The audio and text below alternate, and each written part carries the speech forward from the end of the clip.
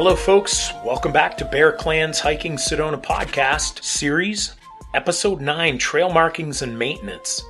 This is going to help you understand what we have here in Sedona and how to get to where you want to be and to know that you're on the right trail for your skill set.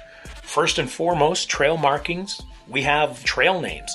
Over the last 10 to 15 years, the Forest Service and Sedona has put a huge amount of effort into making sure that the trails are clearly marked for where the trail is supposed to be and where you're supposed to hike. Trail names have been updated as far as the signage. It also tells you who can use it, whether you're a hiker, a biker, or horseback, and they are very clearly marked. If the Forest Service does not want mountain bikes on a trail, they have several signs telling you this is not for mountain biking.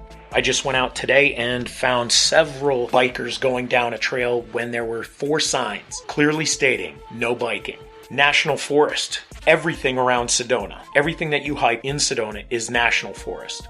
The Forest Service are the people that are policing it. Please pay attention to what you're doing on those trails. Do not make your own trails. Sedona has over 180 trails, folks. This is within 101 square miles of red rocks. 180 trails means that we almost have 2 trails per square mile for your enjoyment. Why do you need to make another trail? Why do you have to try and go off trails? The excitement that you're going to get on any of our trails is going to be beyond your comprehension. So please stay on the trails. Please don't cause harm to any of the vegetation. If you go off trail, we understand it if you have to use the restroom. So we understand that you can go a little bit off trail for relieving yourselves. We understand that, but please try not to do any damage to the vegetation. Do not deface any historical or archaeological sites. And please don't write your name on anything.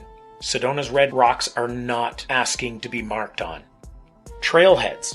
At every trailhead, you're going to see a kiosk. The kiosks are basically these signage stations where you can see where you are, what trails are around you, and of course, whether or not it's going to cost you to park there or use the trail. The kiosks also tell you about the vegetation. They'll tell you about certain animals that live there in the area and some of the things to be cautious about.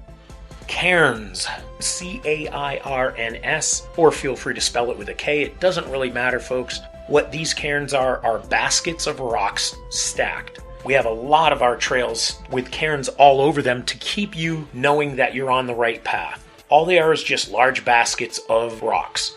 Some of our trails have loose rocks stacked up by some of our locals that have said, you know what, you might have a problem crossing over this dry creek bed and you may lose your trail, so here's where the trail is. So you'll see these cairns all over the place. Now, a majority of our trailheads are fee-based parking. That means it's going to cost you either $5, $15, or $20 to be able to park there. $5, I believe, is the daily rate, $15 is for the week, and $20 is for the year. If you're going to visit Sedona more than once, I highly recommend just getting the year pass at $20. It's an incredible deal.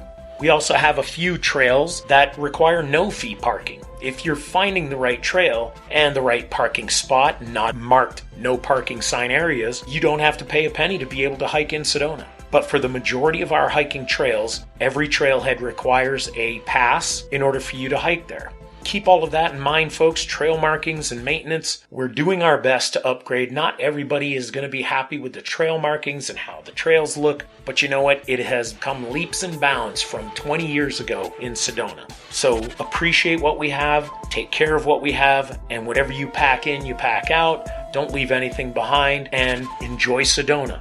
Thank you very much.